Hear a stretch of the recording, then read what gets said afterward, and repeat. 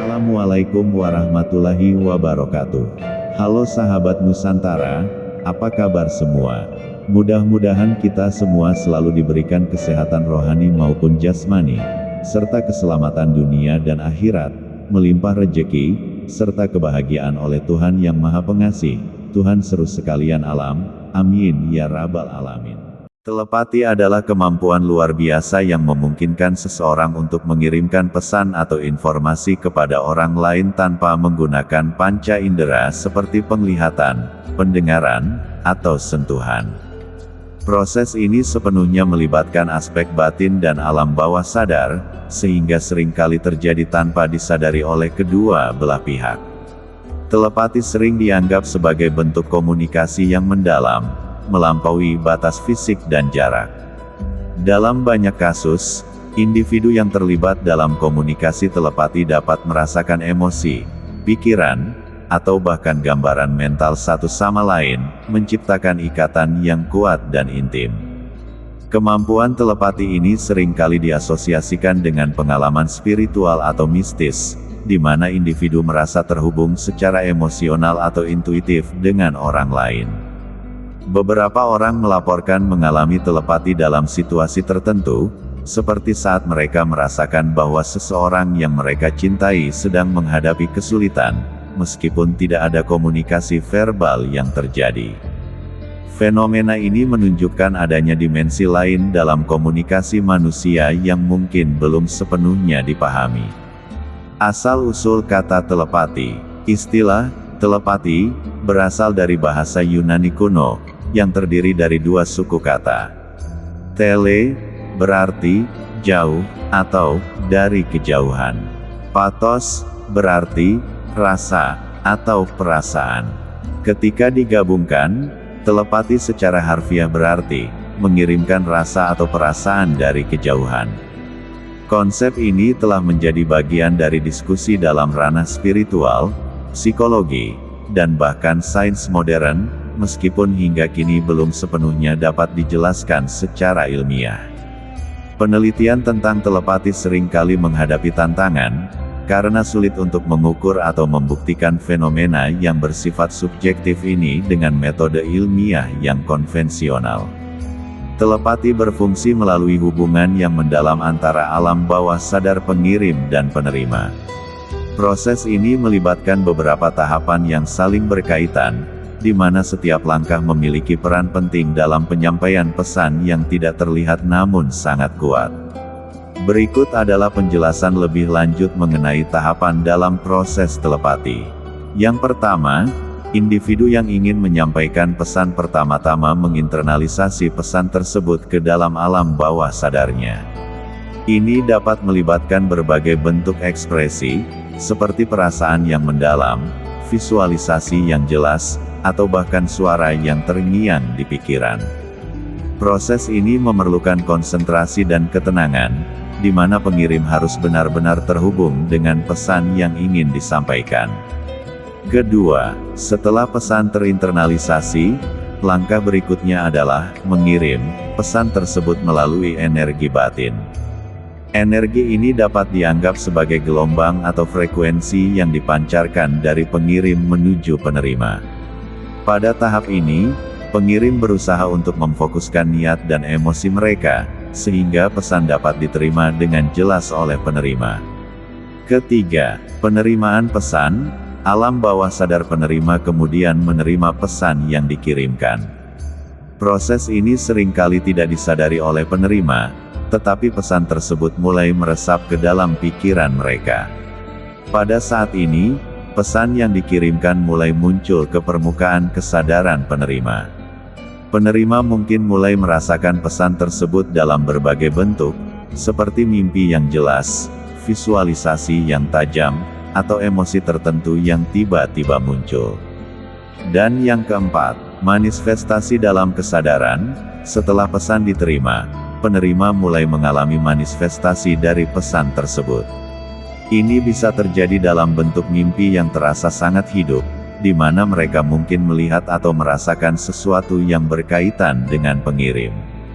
Selain itu, saat pikiran penerima sedang hampa atau tidak terfokus, mereka mungkin tiba-tiba teringat pada orang atau hal tertentu tanpa alasan yang jelas. Ini menunjukkan bahwa pesan tersebut telah berhasil tersampaikan. Bagaimanakah telepati bekerja? Telepati seringkali terjadi ketika penerima berada dalam keadaan tidak sadar atau setengah sadar. Dalam kondisi ini, pikiran dan perasaan dapat terhubung dengan lebih mudah tanpa melalui proses logika yang biasa. Contohnya, saat tidur, pesan telepati seringkali muncul dalam mimpi yang terasa sangat hidup dan nyata. Ketika tidur, pikiran sadar kita tidak aktif, sehingga pikiran bawah sadar dapat menerima dan memproses informasi dari pengirim. Mimpi yang dialami bisa menjadi representasi dari pesan yang ingin disampaikan, sering kali dengan simbolisme yang mendalam. Misalnya, seseorang mungkin bermimpi tentang laut yang tenang saat teman dekatnya merasa damai, atau sebaliknya, bermimpi tentang badai saat ada ketegangan dalam hubungan mereka. Saat ngeblank, ketika pikiran melayang atau tidak terfokus, seseorang bisa tiba-tiba teringat pada orang atau hal tertentu tanpa alasan yang jelas. Dalam momen-momen ini, pikiran kita mungkin terbuka untuk menerima sinyal dari orang lain, yang bisa jadi merupakan bentuk komunikasi telepati. Misalnya, seseorang mungkin tiba-tiba teringat pada sahabatnya yang sudah lama tidak ditemui, hanya untuk mengetahui kemudian bahwa sahabat tersebut sedang memikirkan mereka pada saat yang bersamaan. Pesan telepati dapat muncul dalam berbagai bentuk, tergantung pada cara pengiriman dan penerimaannya. Berikut adalah beberapa bentuk yang umum. Gambaran visual, penerima mungkin mendapatkan gambaran tertentu dalam pikirannya, seperti wajah seseorang, lokasi, atau benda tertentu. Gambaran ini bisa sangat jelas dan mendetail, seolah-olah penerima sedang melihatnya secara langsung. Misalnya, seseorang mungkin tiba-tiba melihat gambar rumah masa kecilnya, yang bisa jadi merupakan sinyal dari orang tua yang merindukannya. Suara, penerima bisa mendengar suara, seperti namanya dipanggil atau suara dari pengirim pesan. Suara ini mungkin tidak selalu terdengar secara fisik, tetapi lebih kepada persepsi mental yang kuat. Dalam beberapa kasus, penerima mungkin merasa seolah-olah ada yang berbicara kepada mereka.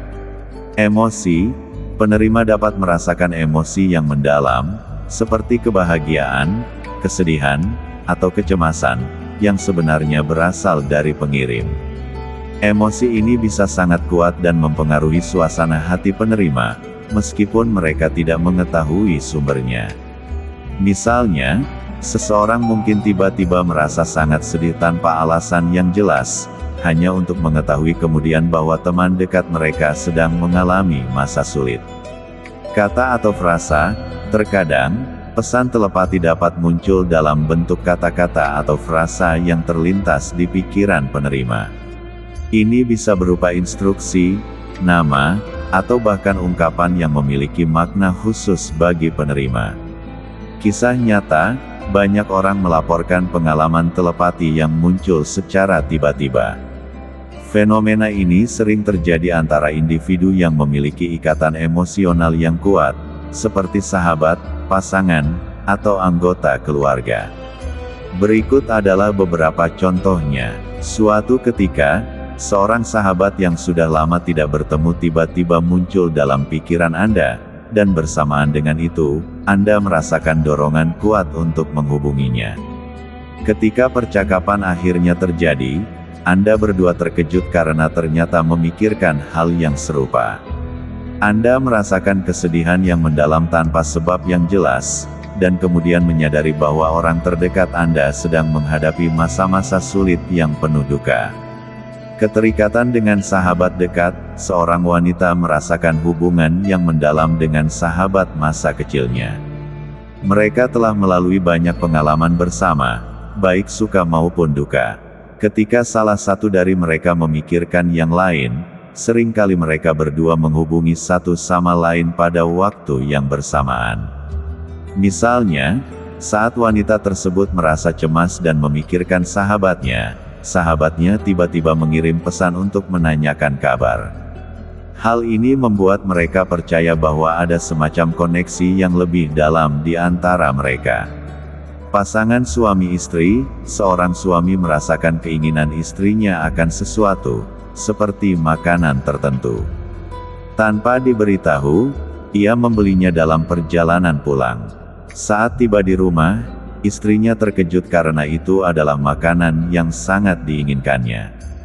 Pengalaman ini bukanlah yang pertama kali terjadi, mereka seringkali menemukan diri mereka berpikir tentang hal yang sama pada waktu yang bersamaan, atau bahkan merasakan emosi satu sama lain, terutama saat salah satu dari mereka sedang mengalami kesulitan. Dalam video ini, penulis berbagi pengalaman pribadinya mengenai telepati dengan sahabat masa kecilnya, Anna. Sejak kecil, mereka telah menjalin persahabatan yang erat, berbagi rahasia, impian, dan ketakutan. Penulis mengingat satu momen ketika ia sedang duduk di teras rumah dan tiba-tiba merasa rindu pada Anna.